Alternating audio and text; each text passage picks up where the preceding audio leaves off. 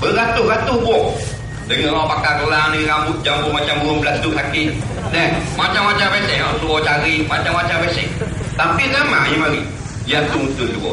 Tengok. Jangan lagi dekat. Aku orang gelik. Tak apa, mari dah. Wallahu a'lam. Tak usah jumpa lagi tadi. Tidak sepayah tu hal dia. Tapi dia boleh mari dengar ibu bapa dia dah dia nak buat. Daripada ranak hari tu tak cakap nak suruh. Tak mau pergi. Tapi bila dia boleh mari, tak ada masalah. Kita jangan pergi berat sangat. Lama-lama mari rapat sikit. Lama-lama rapat sikit. Dodok pak ke depan. Ada setengah tu dulu mari dengan suara mau. Jadi pupuk ketekan. Dia jam tu. Tak ada masalah. Lepas tu habis kuliah, habis tu kira mutu lah. Tak ada masalah. Bukan terima macam muda-muda siap lebih mari tengok sini. Lepas tu mutu bagi aku belaka. Aku nak boleh tahan kira. Kita pun malas nak pergi. Yang mubah bawa 6,000 sedih. Ada nak main sokang, jadi main sokang pun tak. Kalau nak main lagi. Tapi kita ingat kita kena ada walaupun sedikit masa program-program kita bersama dengan ulama. Supaya kita akan dapat nampak apa benda tujuan Tuhan cipta kita itu. Ini ramai orang yang nak jadi macam kita. Kita orang muda ni. Ramai orang. Siapa? Orang tua. Orang tua mana-mana pun kalau kata nak jadi muda, malaikat Jibril mari rumah dia. Assalamualaikum. Waalaikumsalam. Mubiya. Aku Jibril alaihissalam. Lepas tu pula ni nak ambil nyanggung kan tu kat lain. Tak nak kapal Tuhan nak pilih haji nak jadi muda 20 tahun boleh kan. Esok jadi muda sudah ni. Nampak? Ayah Haji ni umur berapa? Umur 60. Kalau Ayah Haji nak, saya doa sepatut Ayah Haji jadi umur 40. Ayah Haji jawab kan 30 dah dek. Maknanya orang tua memang dia nak muda. Lepas tu kalau ada jual pay muda berapa hanya macam. Tak ada jual. Pay tu kalau makan sutik muda 5 tahun. 2 tim muda 20. Umur 60 makan 4 utik jadi umur 40. Umur 40 makan 6 utik jadi umur 25 tahun. Allah. Dan korang kita beli je keping. Jual pula.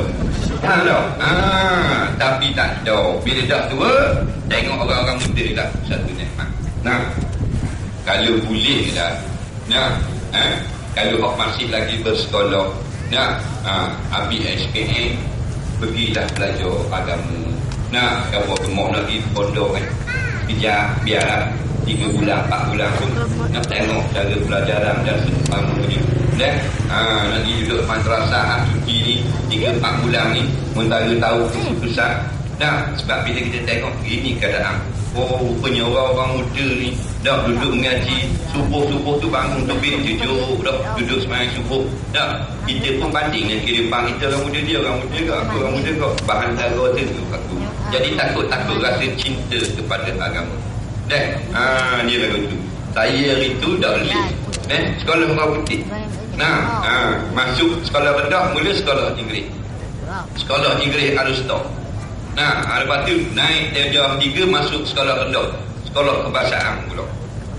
Naik sekolah menengah, sekolah Inggeris pula. Balik ke anu sekolah Sultan Sulaiman. Inggeris juga, Inggeris semua. Tak nak sekolah pondok. Mengaji pun kediam dah.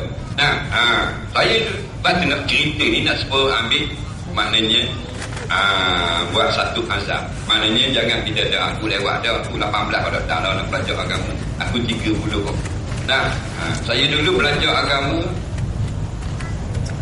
Saya start mengajar tahun 85 dan start belajar tahun 90.